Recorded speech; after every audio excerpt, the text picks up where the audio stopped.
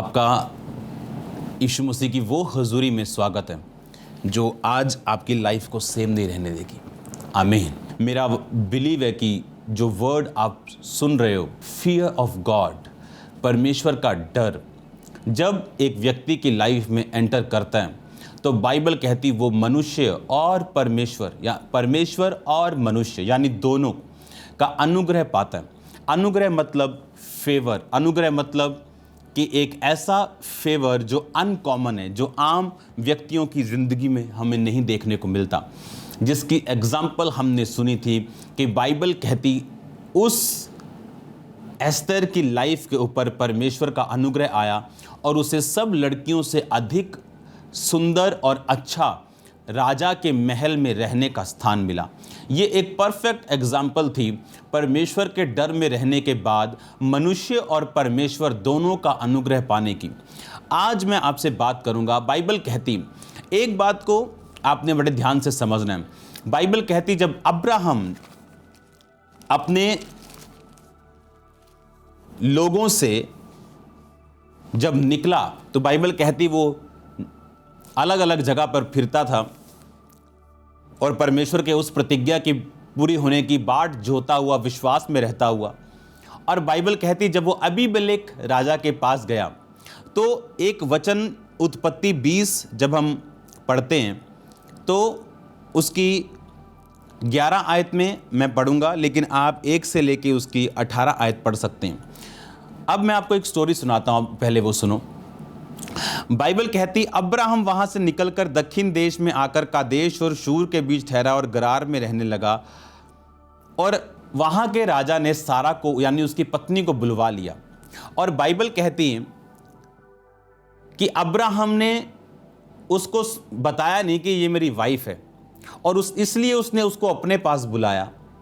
और बाइबल कहती रात को परमेश्वर ने स्वप्न में अबीमेलेक के पास जाकर कहा, सुन, जिस स्त्री को तूने रख लिया है उसके कारण तू मर जाएगा क्योंकि वो सुहागिन है। जब उसे ये मालूम हुआ कि वो सुहागिन है, जब परमेश्वर ने रात में सपने में जाकर उसको बताया तो उसने कहा, क्या उसने नहीं कहा था कि वो मेरी बहन है? उस स्त्री ने खुद कहा वो मेरा भाई है। मैंने तो मन की खराई और व्यवहार की सच्चाई से यह काम किया। परमेश्वर ने उससे स्वप्न में कहा, मैं भी जानता हूं तूने खराई से यह काम किया, इसलिए मैंने रोक रखा तुझको कि तू उसके विरुद्ध पाप ना करे, इसलिए मैंने तुझे उसे छूने नहीं दिया। अब तू उस पुरुष को उसकी पत्नी लौटा दे और वह तेरे लिए प्रार्थना करेगा और तू जीता रहेगा। जब तक तू उसको ना लौटाए तो जान रख, तू और जितने तेरे लोग हैं वो निश्चय मर जाएंगे। आप जानते, जब इस बात के बाद उसने अब्राहम को पूछा कि तूने मेरे साथ ऐसा क्यों किया, तूने मेरे साथ झूठ क्यों बोला और तू इतनी बड़ी विपत्ति मुझ पर क्यों ले आया। आप जानते उसके कारण, उस एक्ट के कारण कि सिर्फ सारा को उसने अपने पास बुला लिया था, बाइबल बताती उसके और उसके राज्य की सभी लेडीज ने बच्चे जन्ने बंद कर दिए थे। प्रेगनेंसी होनी पूरे तरफ बंद हो गई थी। जिस तरह फ्लू फैलते, जिस तरह वायरसेस फैलते हैं, उस तरह प्रेगनेंसियां बंद हो गई थी। प्रेगनेंसी किसी औरत के कोई प्रेग्नेंट नहीं हुई, कोई औरत प्रेगनेंसी किसी के पॉजिटिव नहीं हुई। तो उसने जब अब्राहम को बुलाया तो बाइबल कहती अब्राहम ने उसको एक बात बोली जो 11 आयत अब मैं आपके लिए पढ़ूंगा।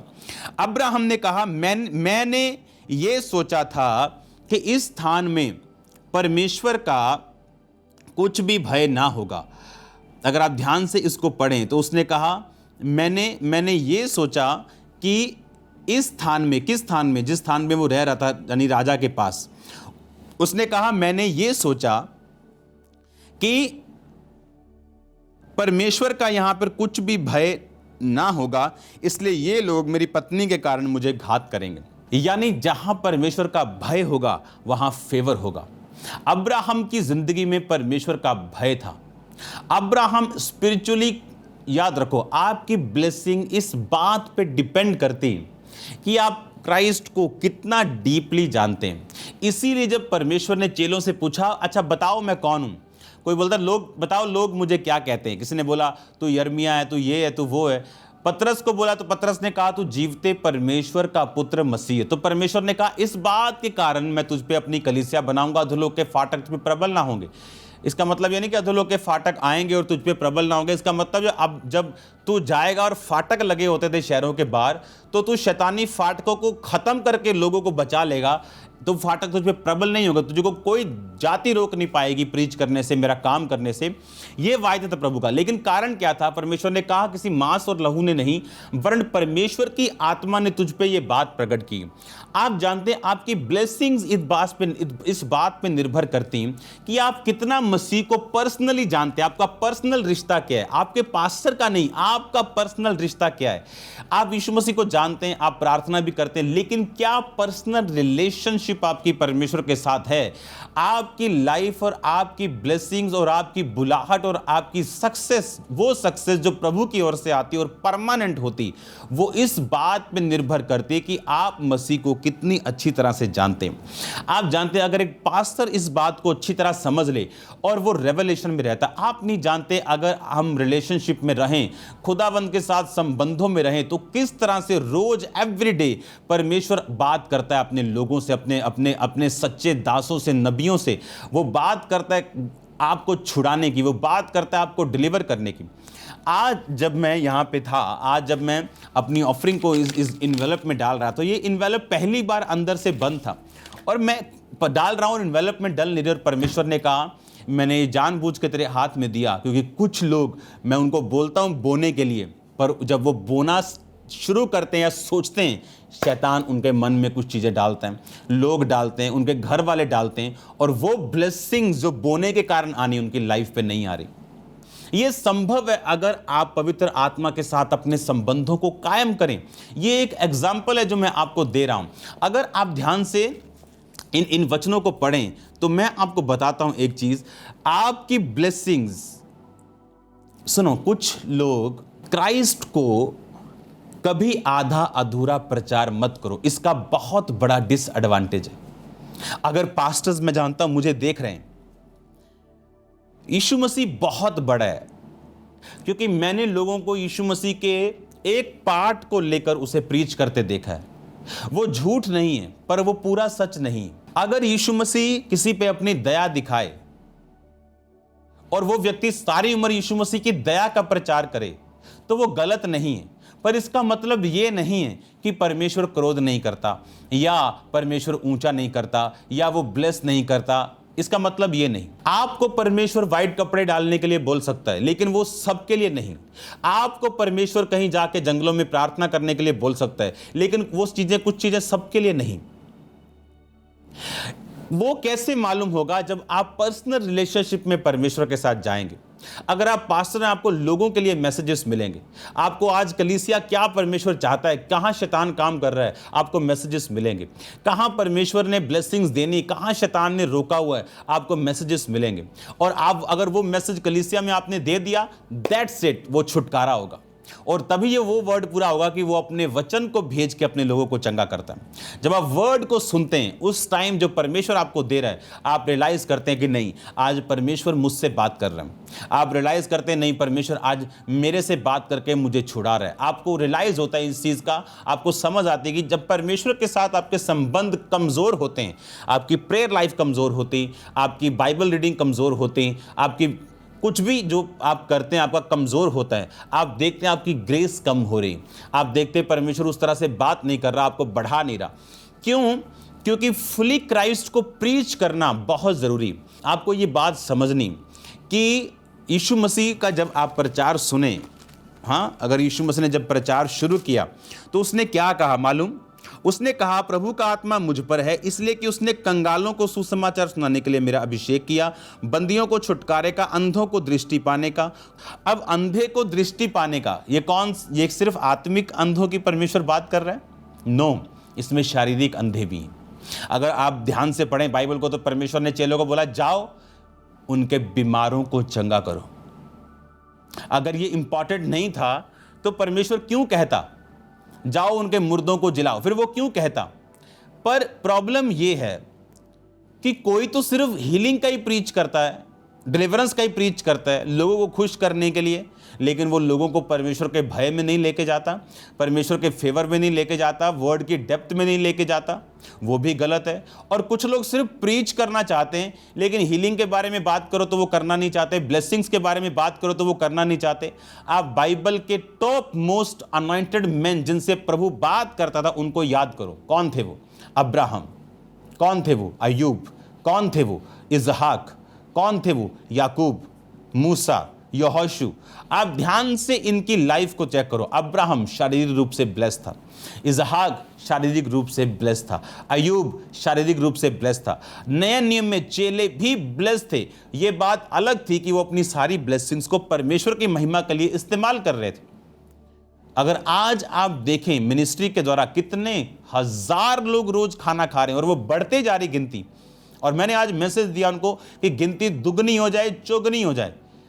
अब तो ऐसा हो रहा है कि हजारों लोग खाना लेके जाते हैं, खाना खत्म हो जाता है, पीछे से मैसेज करते हैं कैंटीन में कि खाना और बनाओ, और वो खाना और बनाते फिर और जाता है और लगातार लोग खाते हैं। अब टीम्स बढ़ानी पड़ रही, क्योंकि परमेश्वर, अगर आप क्राइस्ट को फुली प्रीच करेंगे, एक बात मेरी याद रखना, जितने पास्टर जितने लोग हैं, मेरी बात को बड़े ध्यान से समझना, किसी की बातों में मत आना। इस बात में जिस चीज़ का आप प्रचार नहीं करते वो चीज़ आपकी लाइफ में कभी प्रैक्टिकल काम नहीं आती।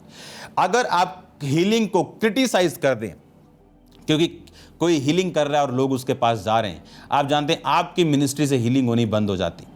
अगर आप मिरेकल्स का, चमत्कारों का आप विरोध करें, आपकी लाइफ में आपको वही मिरेकल चाहिए लेकिन होता नहीं।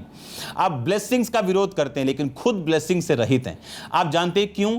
प्रीच करो क्राइस्ट का, मन फिराओ, हाँ प्रीच करो, तौबा करो, हाँ प्रचार करो, फियर में रहो, डर में रहो, व्यभिचार में न रहो, पाप में न रहो, आप करो प्रीच। लेकिन ये चीजें भी परमेश्वर ने इसी धरती के लिए ही बनाई।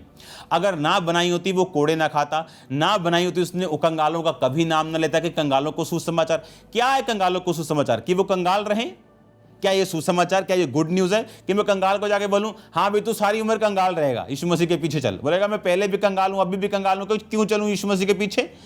अगर परमेश्वर अनंत जीवन देता है तो इस धरती पे प्रूफ देता है आपको, ब्लेसिंग्स देता है आपको, हीलिंग देता है और डिलीवरेंस देता है। अगर कोई व्यक्ति को आप जाके बोलें कि दुष्ट आत्मा से डिलीवरेंस तेरी नहीं होगी पर तू स्वर्ग में चला जाएगा, आप जानते हैं चाहे वो स्वर्ग में चला भी जाए, पूरी उम्र कितना वो संघर्ष करेगा, कितनी वो फाइट करेगा, ये मैं जानता हूं, या वो व्यक्ति जानता है, या उसके घर वाले जानते हैं जिनको दुष्ट आत्मा है।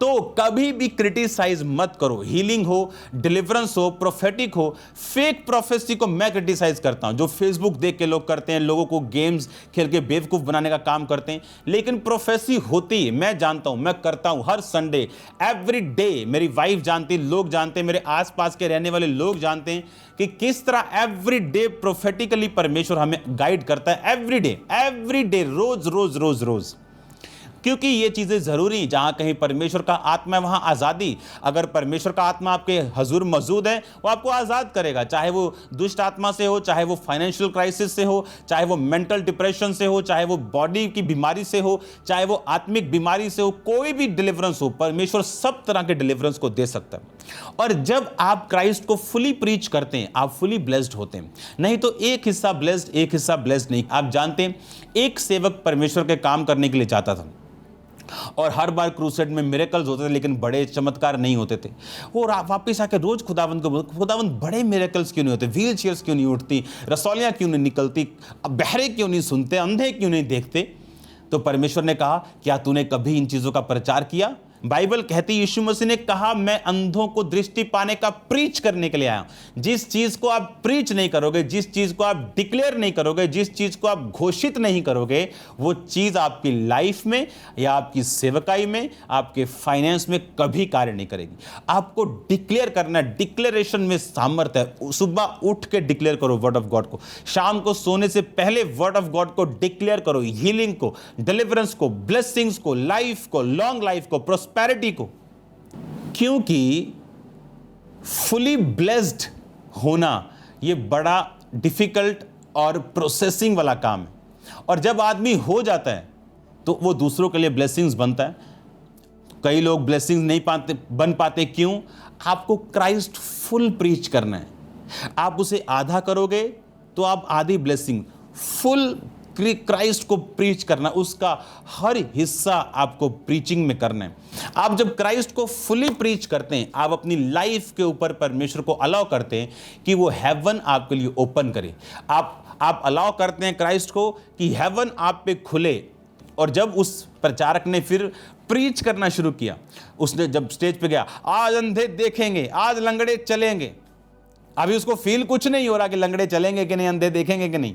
पर जब प्रीच करना शुरू किया, उसकी मिनिस्ट्री में मिरेकल्स होने शुरू हुए। अंधों ने देखना शुरू किया, लंगड़ों ने चलना शुरू किया, मिर्गी वालों ने आज़ादी लेनी शुरू की, रसौलियाँ, बड़ी चीज़ें होनी। जब आप प्रीच करते हैं कि मेरा यीशु मसीह कर सकता है, वो चमत्कारों को कर सकता है, वो चीज़ों को कर सकता है, लेकिन इस चीज़ को अपने पर्सनल गेन के लिए यूज़ नहीं करना कि लोगों को खुश करने के लिए सिर्फ मिरेकल्स मिरेकल्स मिरेकल के लोग खुश हो जाए, ऑफरिंग भेजे। नो, आपको फुल क्राइस्ट प्रीच करना, आपको किसी अच्छी चीज़ की कमी नहीं रहेगी। आपके पास वो सब कुछ होगा जो आप करना चाहते हैं, जिस सेवा को आप करना चाहते हैं, जिन दानों को आप करना चाहते हैं, जिन कामों को आप करना चाहते हैं। हालेलुया। याद रखो, जैसे आज मैंने आपको एग्जांपल दी कि जब मैं वो ऑफरिंग डाल रहा हूं तो पहली बार वो ब्लॉक था अंदर से, तो परमेश्वर ने कहा इस तरह से लोगों की ब्लेसिंग, जब वो ऑफरिंग देना चाहते हैं, समथिंग हैपेंस, कुछ शैतान काम करता है और उनके विचार को खत्म कर देता है। और याद रखो, ब्लेसिंग्स परमेश्वर पे नहीं, हम पे डिपेंड करती। हम कौन सा फल चाहते हैं। अगर फाइनेंशियल बरकत चाहते हैं, हमें बीज बोना पड़ेगा। अगर हम सामर्थ्य को चाहते हैं, हमें प्रार्थना करनी पड़ेगी। हमें क्राइस्ट को फुली समझना पड़ेगा कि हमारा इंतजाम हो चुका है, अब हमने उस इंतजाम का फायदा उठाना है और परमेश्वर की ब्लेसिंग्स को अपनी जिंदगी में हासिल करना है। और जब आप इस रीति से समझ जाते हैं और आप क्राइस्ट को समझ जाते हैं कि आपको प्रीच करना है, आपको डिक्लेयर करना है कि परमेश्वर सब कुछ करेगा, ये करेगा, वो करेगा। डिक्लेयर करना, फील हो ना हो, महसूस हो ना हो, डिक्लेरेशन, प्रीचिंग, आपको प्रीच करना जो आप अपनी लाइफ में होता हुआ देखना चाहते हैं। लेकिन ये सिर्फ एक डिक्लेरेशन का मामला नहीं, परमेश्वर के साथ संबंधों को बना के रखना ये नींव है। अगर नींव ना हुई तो फिर जो मर्जी बोले जाओ, वो मेरे शब्द हैं, वो सिर्फ एक आप शब्दावली, एक मंत्र जैसे बोलते लोग आप बोल रहे हैं। अगर डर होगा, अगर फियर होगा, तो मैंने कहा फेवर आप पे होगा। परमेश्वर का भय बुद्धि की शुरुआत होगी। अब्राहम ने कहा, मैंने ये सोचा कि यहां पे परमेश्वर का भय नहीं होगा। इसका मतलब जहां परमेश्वर का भय नहीं होता, फिर वहां बीमारियां होती, क्योंकि वहां बीमारी हुई, प्रेगनेंसी बंद हो गई। जब अब्राहम ने प्रार्थना की कि यहां पर खुदावंद का भय है, तो बाइबल कहती वो जनने लगी। लेकिन इसका मतलब कि जहां परमेश्वर का भय नहीं होगा, वहां पे हेवन ओपन नहीं होगा। आप लेवे व्यवस्था की हम एक वचन को पढ़ेंगे अपनी स्क्रीन के ऊपर। पक्के बाल के सामने उठ खड़े होना, बूढ़े का आदर मान करना, अपने परमेश्वर का भय निरंतर मानना, मैं यहोवा हूं। अपने भाई से ब्याज की बढ़ती ना लेना, परमेश्वर का भय मानना, जिससे तेरा भाई बंधु तेरे संग जीवन निर्वाह कर सके। तुम अपने भाई बंधु पर उपद्रव ना करना, अपने परमेश्वर का भय। आप बार बार देखो एक चीज आ रही, परमेश्वर का भय मानना, परमेश्वर का भय मानना, परमेश्वर का भय मानना। जब परमेश्वर का भय, परमेश्वर का डर जब आपकी लाइफ में होता है, तो बाइबल कहती आप फेवर को हासिल करते हैं। और वो फेवर मैं आपको बता चुका हूं, वो परमेश्वर का होता है और मनुष्यों का होता है। आप परमेश्वर और मनुष्यों, आप दोनों का अनुग्रह आप अपनी जिंदगी में हासिल करते हैं। बाइबल कहती जहां जहां अब्राहम गया, उसने परमेश्वर के फेवर को और इंसानों के फेवर को हासिल किया। जहां जहां अब्राहम गया, उसने फेवर को हासिल किया। अब आप ध्यान रखो, बाइबल कहती जब याकूब अपने भाई को धोखा देके जा रहा था, आप जानते कितने साल उस पे कंप्लीट फेवर नहीं रहा। आप जानते हैं हाउ मेनी ईयर्स, अगर आप बाइबल ध्यान से पढ़े, जब तक उसने परमेश्वर के साथ संबंध बनाया और परमेश्वर जब तक उसका नाम इज़राइल नहीं रखा, उस पर परमेश्वर का फेवर था पर मनुष्यों का फेवर नहीं था। पर जब उसने परमेश्वर के साथ संबंध बना के परमेश्वर का भय माना, आप देखो उसकी मम्मी ने कहा तू ऐसा कर, तो अपने बाप के पास जा, अपने बाप के पास जाके तू ऐसा बोल कि मैं एसाव हूं, मुझे करो ना ब्लेस। आप जानते हैं क्यों बाइबल कहती अब्राहम, इसहाक और याकूब का परमेश्वर? याकूब तो नहीं होना चाहिए था, एसाव होना चाहिए था। अब्राहम, इसहाक और एसाव का परमेश्वर होना चाहिए था। पर याकूब से ही परमेश्वर यीशु मसीह ने अपना वंश क्यों चलाया? क्योंकि एसाव ने अपने पहलौठे होने का पद खो दिया एक दाल की कोली के बदले। हाँ, खाना, जैसे आदम गिरा, एसाव गिरा, यीशु मसीह को वो गिराना चाहता था। कंट्रोल बॉडी के ऊपर अगर ना हो, शैतान उसका फ़ायदा उठाता। पर वो अलग बात है, किसी दिन हम बात करेंगे। अब आप ध्यान से समझो। और बाइबल कहती, उसकी माँ ने जब सुना कि उसका बाप या एसाव को आशीष देने जा रहा है, उसने कहा, जा पुत्र, मैं तेरे नाल हाँ। जाके झूठ बोल कि मैं बापू मैं एसाव हाँ, दो मैनू ब्लेसिंग्स। और बाप जो था वो अंधा था, धुंधली आंखें थी, उसको दिखता नहीं था, वो बहुत बूढ़ा था। और जाने से पहले वो ब्लेस करना चाहता था एसाव को, पर याकूब जाके धोखे से ब्लेसिंग लेके आया। आप जानते हैं, अगर खुदा का भय उसमें होता, वो कभी अपनी माता की बात को नहीं मानता। लेकिन खुदा का भय उसमें नहीं था, इसीलिए उसे वहां से भागना पड़ा और मनुष्यों ने उसका फायदा उठाया। उसके मामा लाबान ने, जैसे बोलते ना निचोड़ देना, उसको निचोड़ दिया। कैसे? 7 साल तू सेवा करेगा, ठीक है। 7 साल बाद बड़ी बहन की शादी कर दी छोटी बहन के बदले, 7 साल और करेगा। अब 7 साल और उसने बोल दिया। आप जानते हैं क्यों वो मनुष्यों में फेवर के बिना रहा? मैं आपको एक वचन पढ़ाता हूं। जब आप पहला शमूएल 2:26 आयत को पढ़ते हैं, परंतु शमूएल बालक, अगर आप ध्यान से इसको पढ़ो, परंतु सब पढ़ेंगे, परंतु शमूएल बालक बढ़ता चला गया और यहोवा और मनुष्य दोनों उससे प्रसन्न रहते थे। अगर मैं इंग्लिश की बाइबल पढ़ूं तो उसमें लिखा कि खुदावंद का फेवर और मनुष्यों का फेवर शमूएल के ऊपर था। जब परमेश्वर का फेवर, इंसानों का फेवर आप पे होता है, आप नहीं जानते आपके रास्ते किस तरह खुलते हैं। आप हैरान हो जाएंगे। आपकी ब्लेसिंग्स लोगों को झूठ, यानी इतनी बड़ी और इतनी ज़्यादा होंगी, उन्हें झूठ लगने लगेंगी। वो ब्लेसिंग्स इतनी हाई लेवल की आपकी लाइफ के ऊपर होंगी। आप जानते हैं क्यों? बाइबल कहती परमेश्वर और मनुष्य दोनों का अनुग्रह शमूएल के ऊपर था। अगर आप ध्यान से पढ़ो, शमूएल उस टाइम का ऐसा नबी था। आप जानते हैं याकूब क्यों फेवर के बिना रहा? अगर उसको डर होता, वो कभी अपने बाप के पास ना जाता, कभी झूठ ना बोलता, अपने बाप के पास जाके सच बोलता कि पहलौठे होने का अधिकार तेरे बेटे ने मुझे बेच दिया। तो शायद वो मना नहीं कर पाता अगर अपने मुंह से एसाव ने कह दिया था कि ठीक है भाई, तू बड़ा मैं छोटा, क्योंकि वो बड़ा था, है जुड़वा थे, पहले एसाव हुआ था। आप जानते हैं यीशु मसीह ने कहा, पतरस प्रार्थना करता कि तू परीक्षा में ना पड़े। यीशु मसीह ने कहा, अब लोग मुझे पकड़वाएंगे, वचन पूरा होगा कि भेड़ें तितर बितर हो जाएंगी और वो मुझे मार देंगे और मैं तीसरे दिन जी उठूंगा। पतरस कहता, अगर तू मरा तो मैं तेरे साथ मरूंगा। और बाइबल कहती सब चेलों ने ऐसा कहा पीछे पीछे, हाँ हाँ प्रभु। और ये थोमा भी ऐसे ही कह रहा था, हाँ हाँ प्रभु, तू मरा तो मैं भी तेरे साथ मरूंगा। और यीशु मसीह ने कहा, तू मुर्गे का बांग 2 बार होगा और 3 बार मुझसे तू मुकर जाएगा। और आप जानते जब पतरस मुकर गया और यीशु मसीह जब जी उठे, तो पतरस ने कहा, मेरे चेलों और पतरस से कहो मैं तुमसे पहले गलील को जाऊंगा। पतरस का नाम अलग क्यों लिया? इसलिए क्योंकि पतरस अब चेला नहीं रहा था। जब उसने अपने मुंह से कह दिया कि मैं उसका चेला नहीं हूं, मैं उसको नहीं जानता, तो परमेश्वर ने भी उसका इकरार नहीं किया। आपके मेंटर की ब्लेसिंग्स आपकी लाइफ पे कभी नहीं आती जब तक आप पब्लिकली उसे मानते नहीं। ये बड़ा गहरा भेद है।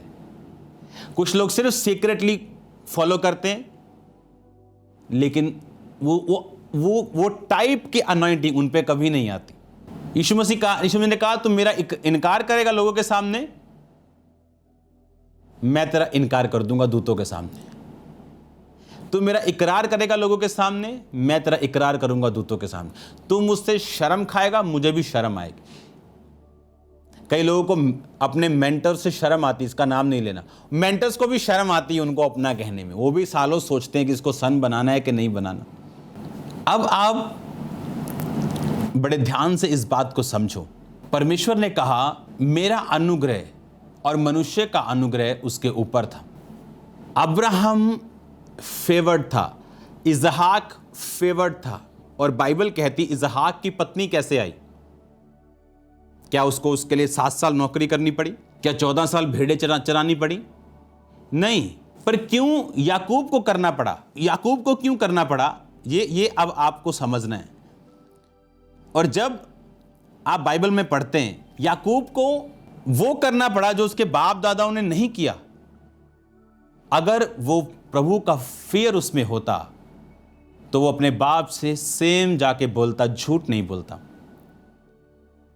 झूठ बोल के वो ब्लेसिंग्स ले गया। आपको मालूम, आप जानते हैं वो ब्लेसिंग्स परमानेंट या इमीडिएटली उसकी लाइफ पे नहीं उतरी। आप जानते हैं जितनी ब्लेसिंग्स उस पर बोली गई थी वो सारी ब्लेसिंग्स एक्चुअल में एसाव पर आप फ्यूचर में देखोगे, क्योंकि बाइबल बताती कि एसाव तौबा में था, तौबा कर गया था और खुदा की हजूरी में उसने रहना शुरू किया। याकूब पर तब तक नहीं रही जब तक उसने प्रेयर करके अपना नाम चेंज नहीं करवाया। याकूब का मतलब धोखा देने वाला, और दूध के साथ लड़के उसका नाम हुआ इज़राइल। वो धोखा दे के ब्लेसिंग्स तो ले गया पर अनफेवर्ड रहा मैन से। उसे मैन का फेवर कभी नहीं, परमेश्वर का फेवर उसे मिला। पर मनुष्य और परमेश्वर, परमेश्वर और मनुष्य, तू दोनों का अनुग्रह पाएगा। और बाइबल कहती मनुष्य का अनुग्रह उस पर नहीं था और लाबान का अनुग्रह उस पर नहीं था। वो उससे जबरदस्ती टेक्निकली उसे घुमा फिरा के उससे काम लेके कितने साल उसके खराब किए। इसीलिए जब फियर आता है, अगर आप व्यभिचार में, आपके अंदर फियर नहीं। अगर आप चोरी करते हैं, आपके अंदर बिल्कुल फियर नहीं। अगर आप खिलाफत करते हैं, आपके अंदर फियर नहीं। अगर आप चैरिटी में हिस्सा नहीं, आपका बोना नहीं, आप में खुदावंद का फियर नहीं।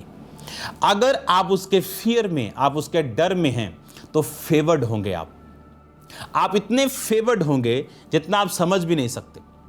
बाइबल कहती है, अगर आप शमूएल की लाइफ पढ़ो, all the days of his life, पूरी जिंदगी एक्सेप्टेड रहा वो लोगों में, भय योग्य रहा है लोगों में। जब वो लोगों के बीच में जाता, लोगों की टांगे कांपती थी। लोग बोलते थे क्यों आया ये हमारे घर में? क्या कोई शुभ समाचार है या कुछ बुरा समाचार है? लोग डरते थे उस नबी से। और बाइबल कहती है, जब अगर कोई पूछता था कि नबी कहाँ रहता है, तो नबी मतलब होता था शमूएल। और आपको क्या लगता है और कोई नबी नहीं थे? बहुत से अपने आप को नबी बोलते होंगे, पर उस टाइम अगर बोलता कि नबी कहाँ है तो बोलते थे हाँ वहाँ है। पूछते भी नहीं थे इसका नाम क्या है, किसके बारे में बात कर रहे हो। अगर आप किसी को आज बोले कि पास्टर कहाँ है या प्रेरित कहाँ है या प्रॉफिट, आप बोले कि कौन से, किसकी बात कर रहे हो, तब वो बोलते थे नबी कहाँ है, बोलते थे वो जा रहा है भाग जाओ। मतलब नबी मतलब शमूएल। इतना फेवर्ड था वो, गॉड्स का और इंसानों का फेवर्ड था। क्यों? परमेश्वर का भय था। कैसे मालूम होता? अगर आप उसकी लाइफ को आगे पढ़ो। कहता मैंने प्रोफेसी करने तुमसे गधा तो नहीं लिया, कभी मैंने तुम्हारा कुछ रख तो नहीं लिया, क्या मैंने तुम्हारा पक्षपात करके कोई निर्णय तो नहीं किया, क्या मैंने तुम्हारे बीच में कोई लालच किया हो, तुम्हारे साथ कोई व्यभिचार किया हो, तुम्हारे साथ कुछ ऐसा किया हो जो वचन के खिलाफ है? लोग बोले तूने हमारे साथ ऐसा कुछ नहीं किया। और तब वो अपने लोगों में, यानी कब्र में जाके अपने लोगों में लिखा परमेश्वर के साथ गया। फियर ऑफ गॉड, जब फियर कम होता है, जैसे एली के बच्चों पे फेवर था, क्या सेवा में थे पर फियर नहीं था। कुकर्म करते थे, जो लेडीज वहां पे चढ़ावा चढ़ाने के लिए आती थी, जो सफाई करने के लिए आती थी, उनके साथ गंदे काम करते थे। और बाइबल कहती एक ही दिन में दोनों मारे गए और परमेश्वर ने पूरी याजक पद की सेवा उनसे छीन ली और टुकड़े टुकड़े के लिए वो भटके। उसके बाद उसके वंश। फियर आपको बढ़ा देता है, नीचे को ऊंचा कर देता है। और जब फियर नहीं होता, ऊंचा नीचे आ जाता है। सेवाएं उठी लोगों की, फियर खत्म हुआ, व्यभिचार शुरू, गंदे काम शुरू, एक दिन अटैक हुआ, फिनिश। क्यों? जब फियर नहीं होगा तो फेवर नहीं होगा। जब फेवर आप पे होता है, वो इंसानों का भी और मनुष्यों का भी, गवर्नमेंट भी आप पे फेवर करेंगे, लोग आप पे फेवर करेंगे, लोग आपसे जेलसी करेंगे। क्यों इस पे फेवर है? कि कौन है ये? हमारे जैसा ही है, पर क्यों फेवर्ड है? क्योंकि वो गॉड्स फियर में, इसीलिए वो फेवर्ड है। और जब फेवर आप पे आता है, वो नजर आता है, वो विजिबल होता है। हालेलुया। और क्यों याकूब अनफेवर्ड था बहुत साल? जब फियर नहीं होता तो फेवर नहीं होता, और जब फेवर आया तो उसके सब काम सीधे होने शुरू हुए। कुछ जगह अलग वर्ड यूज किए गए हिंदी में, लेकिन इंग्लिश में लिखा फेवर्ड, फेवर। हिंदी में अनुग्रह भी यूज़ किया, पर इंग्लिश में फेवर। फेवर, जब आप फेवर आप पे आता है, क्या आया था रूथ के ऊपर? फेवर, कि बोअज की निगाहों में उसने फेवर पाया। और बोअज ने कहा, ए लड़की, तू कहीं भी चली जा। और उसने अपने लोगों को बोला, तुम्हारे पानी में से पिए, तुम्हारे खाने में से खाए, इसको रोकना मत। कौन बोलता है लेबर को वैसे? कोई नहीं बोलता था। वो आती थी, सिला बिनती थी, यानी जो छूट जाता था जौ में से, गेहूं में से, उसको बुन के छोटा सा टोकरा बना के घर चले जाती थी बस। पर उस पर फेवर हुआ। क्यों? उसने कहा था अपनी सास को, जहां तू जाएगी वहां मैं, तेरा प्रभु मेरा प्रभु। फियर, कि आज मेरा पति नहीं है, कोई बात नहीं, खुदा का डर नहीं है क्या मुझ में कि मैं अपनी बूढ़ी सास को छोड़ जाऊं? आज जब डर खत्म हो जाता है, अपनी जवानी के दिनों में मैंने लोग देखे, अपनी पोजीशन का फायदा उठाया, जहर के टीके लगा लगा के लोगों की प्रॉपर्टियां खरीद ली, आज उनकी हालत बुरी है। क्योंकि तब जब ताकत में होते हैं लोग परवाह नहीं करते, फियर खत्म हो जाता है। मुझे ये जानता है, फलाना जानता है, ढिमकाना जानता है। जब फियर खत्म हो गया तो एक दिन फेवर भी खत्म हो जाता। परमेश्वर ने कहा, यहोवा का भय मानना, अपने भाई बंधु से इस तरह का व्यवहार मत करना, यहोवा का भय मानना, तुम लालच न करना, यहोवा का भय मानना, अपने भाइयों से ब्याज मत लेना, उसका भय मानना, अपनी दृष्टि में बुद्धिमान ना होना, यहोवा का भय मानना, बुराई से अलग रहना। इस तरह तेरा शरीर भला और चंगा, तेरी हड्डियां पुष्ट रहेंगी, बाइबल कहती है। डर जब खुदावंद का हो कि मैं कहां था कहां आ गया हूं, क्या अब मैं ये पाप करूं? डर। जब खुदावंद का भय होगा आप फेवर्ड रहेंगे। आप जानते, बहुत सी बहनें अपना बेस्ट पति कभी हासिल नहीं कर सकी जो खुदावंद ने सोचा, क्योंकि डर नहीं, और सब गलत कामों में इन्वॉल्व रहे। याद रखो, हर रास्ता खुदावंद की ओर से नहीं। आपको कैसा हस्बैंड मिलेगा, कैसी वाइफ मिलेगी, कैसा बिजनेस मिलेगा, कैसी फ्यूचर मिलेगा, जी आज के आपके स्टेप्स के ऊपर निर्भर करता है। Fear of God, fear of God. कोई आपको देख नहीं रहा, आप पाप कर सकते हैं, पर फियर ऑफ गॉड, अगर खुदा का भय होगा तो आप फेवर्ड होंगे। और बिना खुदा के डर के पाप करके अगर कोई ब्लेसिंग्स आए, वो उसका खुदा का फेवर उस पर नहीं है। वो नहीं जानता वो किसके लिए इकट्ठा कर रहा है, फ्यूचर में क्या होगा। हालेलुया।